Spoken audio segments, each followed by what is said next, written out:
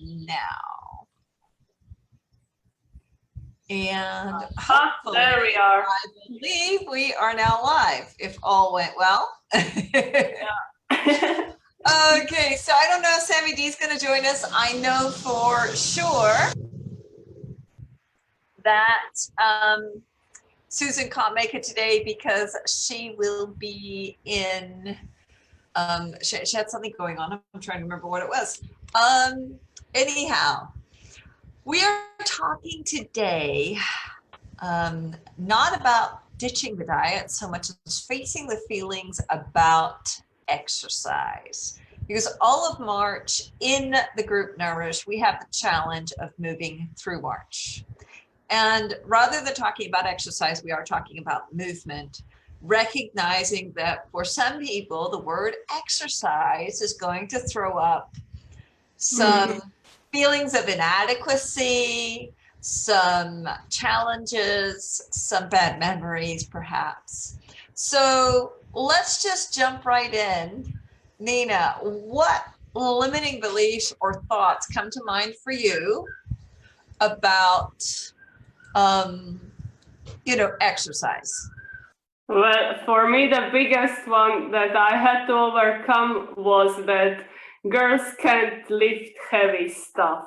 And that was a really big one. And as you know, when I was a child and so on, whenever I would go on to carry something heavy and so on, my mom and dad would come to rescue and, assure me that I can't lift it. So I thought that all that weightlifting and everything similar to that, can make me sick, and I should never ever do that, which is horrible because it turned out that I really enjoyed that. And you enjoy, yeah, exactly. And you enjoy those weights, huh? Okay. Yeah, it's fun. Yeah. And especially I prefer weightlifting to any other kind of exercise because I can easily measure how much stronger I am, and it's just giving me, that feeling of feeling safe in my body when I know that, if I punch someone in the face, they won't be smiling. Not that I exercise for that, but it's a lovely bonus. Yeah, absolutely. Yeah.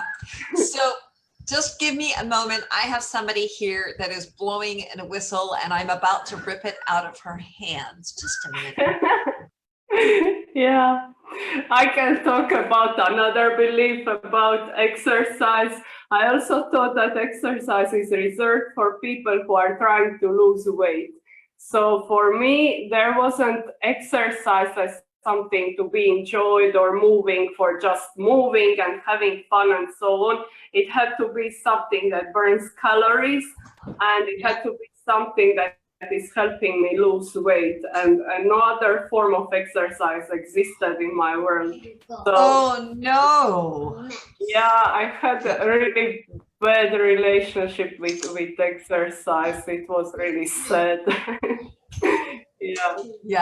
Yeah. I mean, like, I know for me, I didn't consider playing football, for example, exercise. And so I was training 2 days a week and playing 1 day a week. And then I was running twice a week because I wanted to make sure that I was, sorry, somebody just slammed the door to my office as she stormed out. So, I was doing all of that because I actually had quite a bit of asthma. And during the winter months, of course, that gets worse. And so I was going on runs most mornings in that brisk, cold winter air. To make sure that at a soccer game, I could still do the running. And yet I did not consider any of that to be doing exercise. What was it for you? Oh, that was just training. I was just training to play. That's all. And did you do any exercise that you consider doing exercise? Oh, no, I didn't exercise. No, I don't exercise. Well, I mean, that is actually good, I think that exercise should be something that we are doing for fun, and because it's, that feeling and all of the good stuff about exercise, and not something that you do lose weight and burn calories and run on Yeah. the trail without moving. Exactly. But we definitely, I definitely have this feeling of having lost that. You know, like now, I mean, I could find somewhere to play football. I could. I have to admit that Panama's traffic really puts me off because I grew up, I would say, in a small town of maybe 120,000 people. So there was never any traffic jams. Mm-hmm. Whereas here, I'm in a city of probably 800,000 and traffic is just chaotic. Yeah. Because we don't have a great infrastructure either. So for me, that's not overly inviting. And also the fact that we live in the tropics, so it's slightly warmer. Slightly. Considerably warmer than there. So here I actually do consider that I do exercise because I'll go out for a run. And now, of course, I say I'll go out for a run. And now I consider the running exercise. And I didn't used to. That is really interesting. I never actually met someone who didn't consider running exercise. Well, you know, I mean, but I simply considered it part of the game. It was just part of being prepared for playing. Wow. And I was lucky because the thing is, okay, in high school, we were more competitive. But when I got to university, we had the A team, the B team, and the C team. And the C team was about the social life. And that's the one I joined. I didn't try to get, you know, I didn't even try for the A team.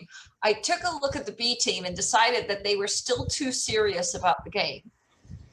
And I just really wanted to play to have fun. Yeah, I think that's the right approach, actually. And so what was funny is that the C team could beat the B team, but anytime they asked us to change up to that team, we'd say no because we didn't want the restrictions of not being able to drink on the night before the games. We were like, no, they take the game too seriously. Those are good problems to have. So it wasn't, I mean, it was about really enjoying. You know, it was about that kind of enjoyment. And I know when I first moved back to Panama for the first few years, I was probably at the beach or out snorkeling and water sports at least every second weekend. Wow. You know, so, and I didn't, that wasn't exercise. I mean, if I went snorkeling for 4 hours, I wasn't exercising. I was exploring.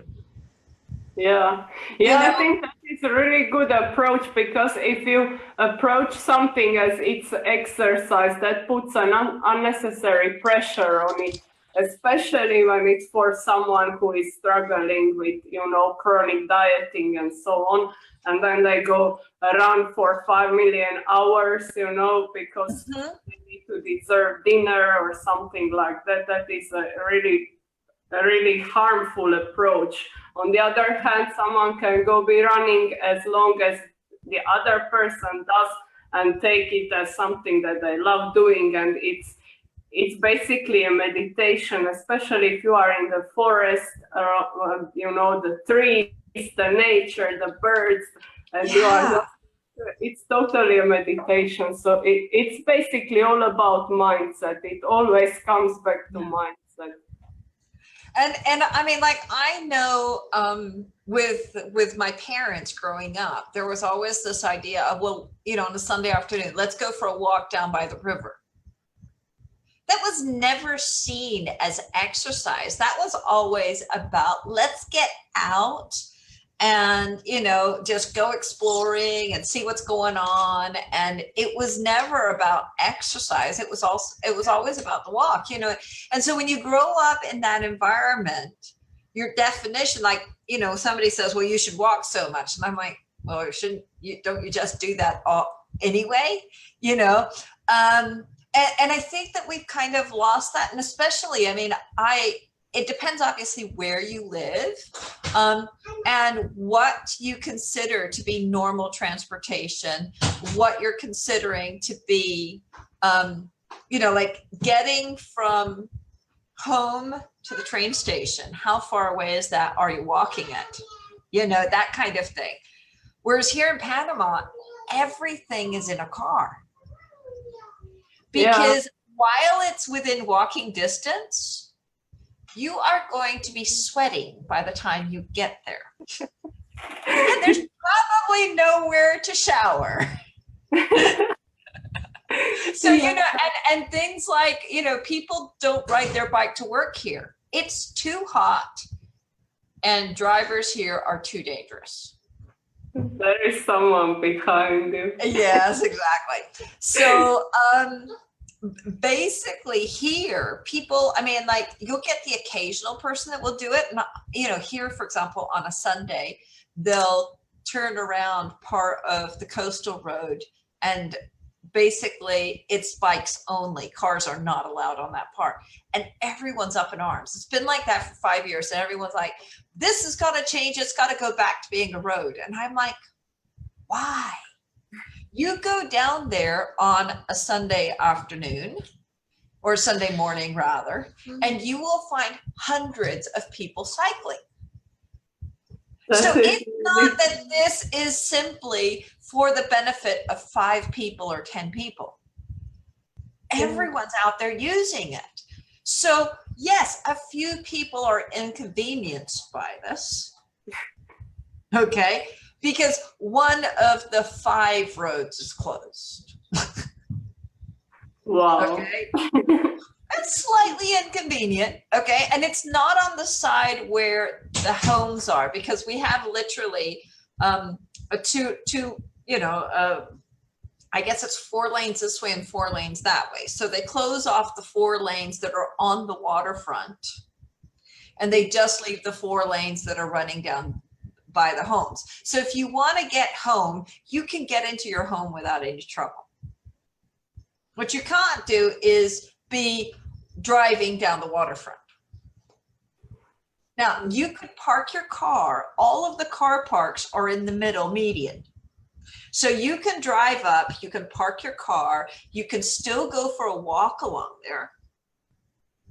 You just can't drive down that road. Or rather down that side of the road. But that's kind of, you know, inconvenient. So it is mentality.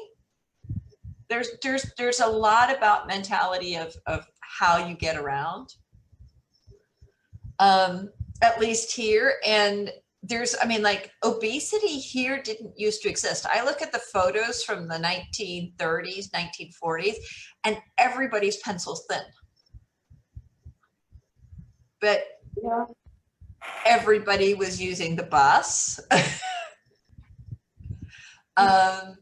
And I'm pretty sure the diet was probably better as well, but I think it was more the lifestyle. It was the walking everywhere. I mean, I remember as a kid, you'd walk everywhere, even in spite of the heat here.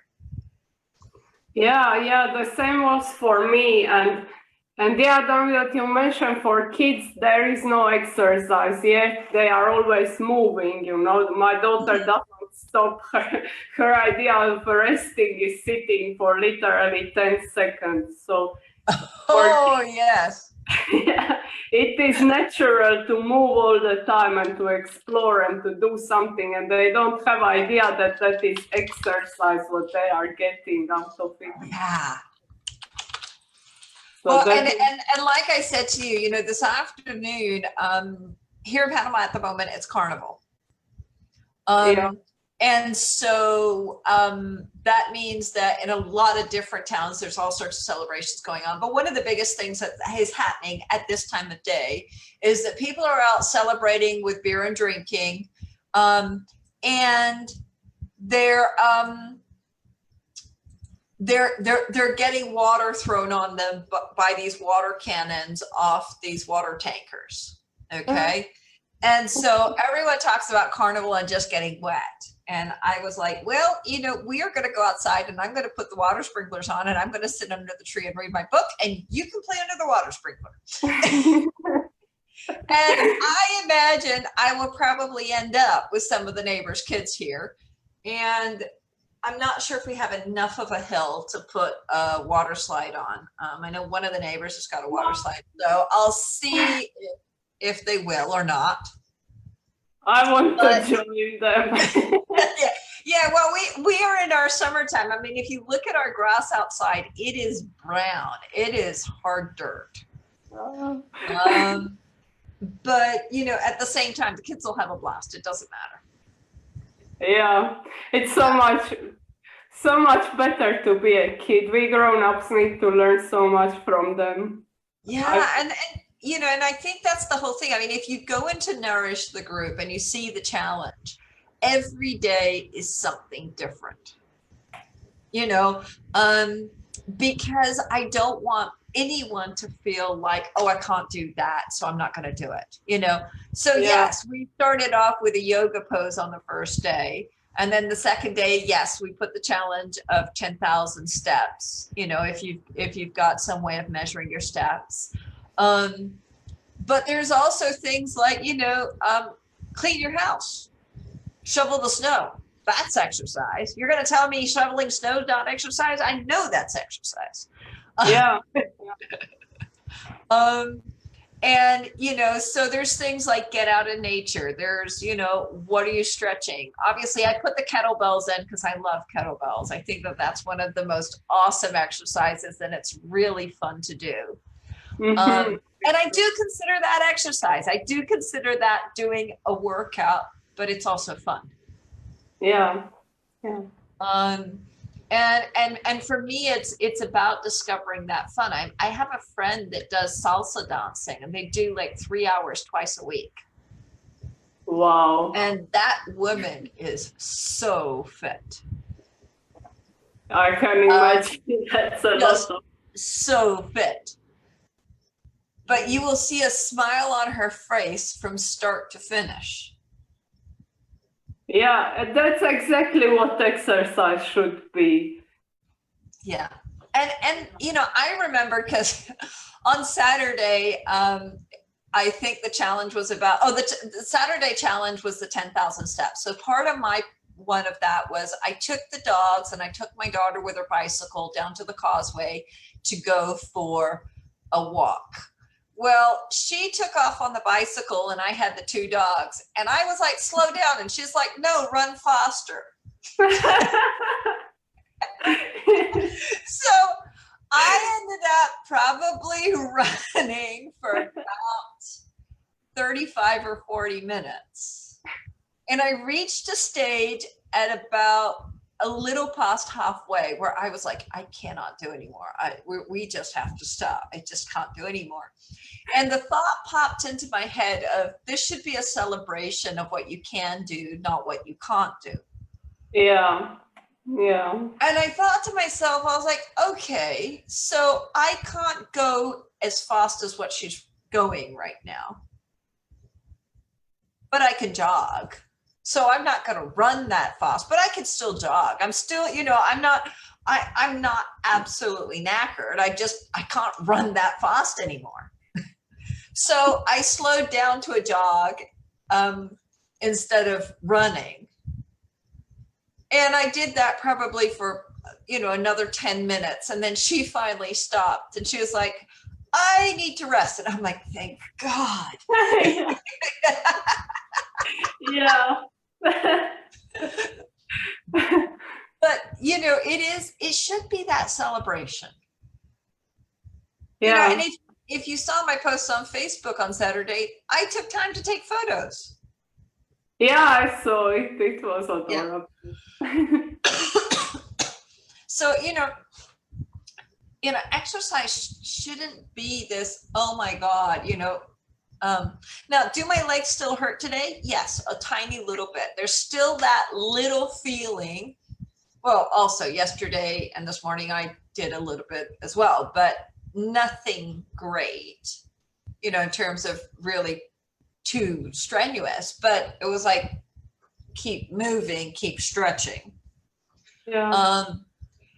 Knowing fully well that, that's part of this. Part of this is just keep moving.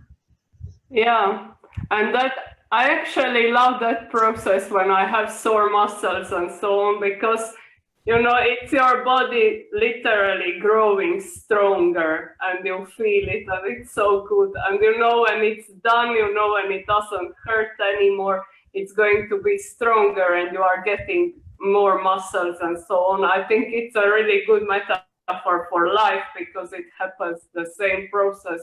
And you push harder, you grow, you need to break and then you grow out of it, and it's really good. I love it. Yeah. And that is easily achieved with lifting weights. That's why I love it. Yeah. Yeah. And I have to admit, I'm not a huge fan of lifting weights other than my kettlebell. I like my kettlebell. I'm not a fan though of weights. I do like sit-ups and I do like squats.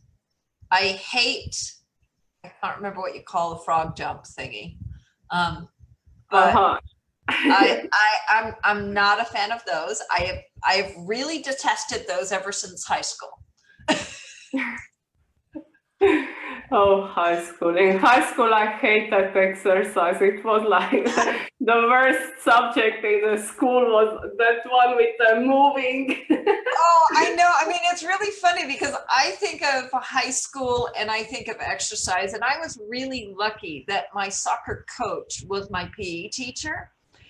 And even in summertime, when we were supposed to be doing water sports, the ones of us that were on the soccer team could always convince her to give us a soccer ball and let us go practice passes while everybody else was in the pool. If we I did not want to do the swimming. I'm like, don't want to do that. Just give me a soccer ball and I'll be fine, I choose swimming anytime. So for me, it was, I loved cross country running. I don't know if you've ever done that. No. Okay, cross country running is basically, well, I don't know how well, how normal that is, but basically, it's do a 5K run, but it's on the grass. And so you go through the woods and it's not, yes, it's a race, but it's very uneven ground. It's not it's not on a road. It's not on sidewalks.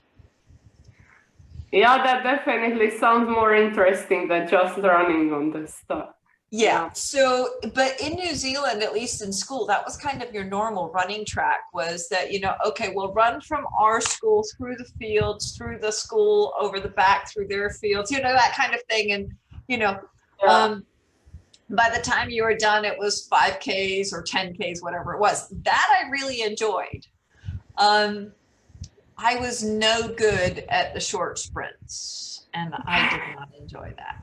I don't, it was, but once again, limiting beliefs. Yeah, exactly. If you think you are not good and you won't enjoy something, you are not even going to try.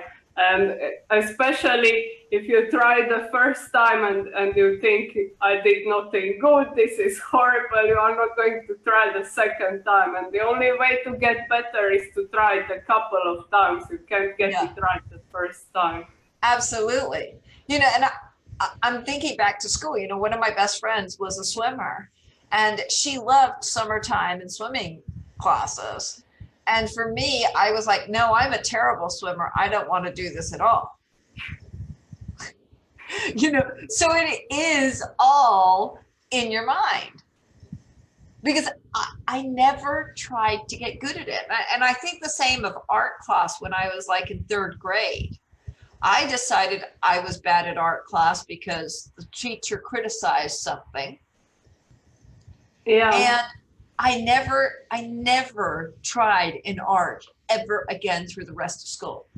I took it when it was required, but the moment that I had a choice, I dropped art like a hotcake. If I can't draw, and I'm never drawing again. And I can even remember in biology class, my drawings in biology class of anything were atrocious. And I had set in my head, I can't draw.